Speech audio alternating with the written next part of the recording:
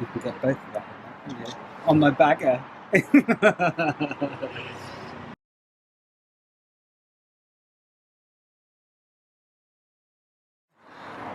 Hey, welcome to RiderCamTV, and in response to a couple of people that were asking questions on the comments that we did for our BMW Navigator 5 and 6 comparison, check that out up there, they wanted to know what information is available on the screen and on an RT particularly. We haven't got an RT today, but we've got 1600 Bagger.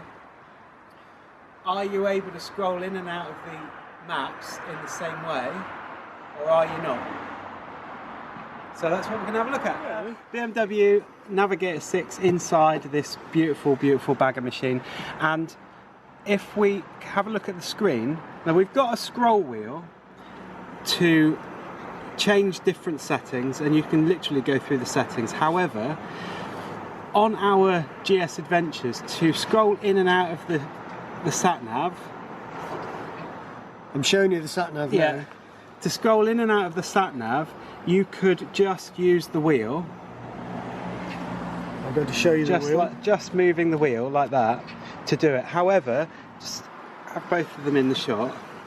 However, on the wheel on this one, because it's going through loads of different menus, as you can see, you have to go to the right setting or the right page for the sat-nav. So let's try and find that. We've gone past it a couple of times, and there we have.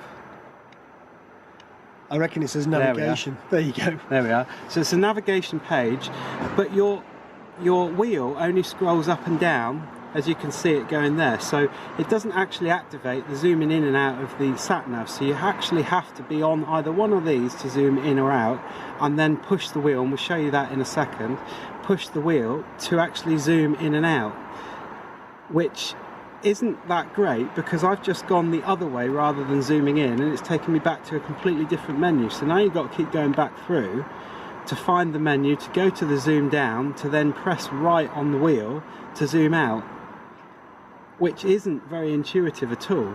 You can change the pages obviously by just going up and selecting the page and then pressing right, which the arrow is dictating, and it will change the page for you. But you've got to be in the right page, and all of this you've got to remember where you're riding, which I find really difficult or really off-putting, to be honest. It's not as intuitive as the Adventure, but I guess it's the only way that they can do it. You've got to have that page selected for you to be able to do it, because your scroll wheel does so much on the dashboard and for all the settings. However, as you can see up here, you can get loads of different settings. You get the front and the rear tyre, the engine temperature, and I thought this was taking this from my Adventure because it's my sat-nav, but it's actually reading it from this bike. So you can get your trips, your auto trips, your ambient temperature, your voltage, your economy, your average speed, all that good stuff, your range for your fuel, maximum speed and your heading. But you can't do an awful lot with the page. That seems like they've sorted out the dashboard part of the thing, you know, where you're you're moving up and down through it now, and then the sat nav just seems to be something they've added on. And the sat nav as well. Yeah, that to me is pretty rubbish actually. And it'll be the same on the RT, because the RT has got much the same dashboard and settings and way to activate those settings as this Bagger's got. Right, we're over on Mark's Navigator 5. Not to chuck anything in there, but doesn't matter if you're dyslexic. It can be anything.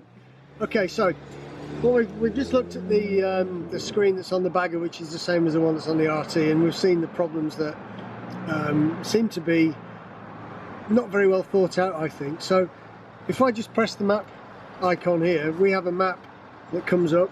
We're in Falmouth. Now what Toby's trying to explain is, just by simply rotating the jockey wheel, let's call it a jockey wheel, I can zoom in and out, which is quite important when you're you know, you're trying to navigate your way somewhere. We're not just talking about going to Mrs. Miggins's pie shop, we're talking about, you know, on a tour or something like that. So to change the page, all I do is press the jockey wheel, and it moves itself around as required. So if you want to show the jockey wheel here, Toby. It's exactly the same jockey wheel they've got over there, and just by rotating in and out we can actually change the map. So here I am rotating the wheel and you can see the map is zooming in and out. That's what we're saying you can't do on the RT screen and the Bagger screen. And now you're looking at me, which is a bit worrying. I think that they've come up with a great system on their dashboard, but it seems like the GPS is an afterthought.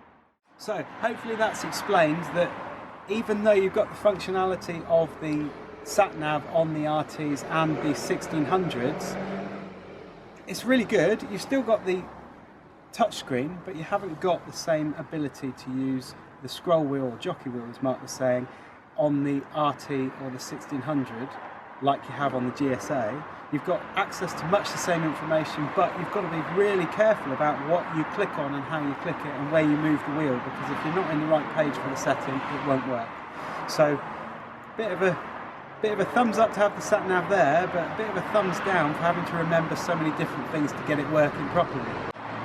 So if you liked the video, give us a massive thumbs up, it helps us an awful lot. Hit that subscribe button, which will be around there somewhere, and hit the bell so you know when we put our next video out, and we'll see you in the next one. See ya!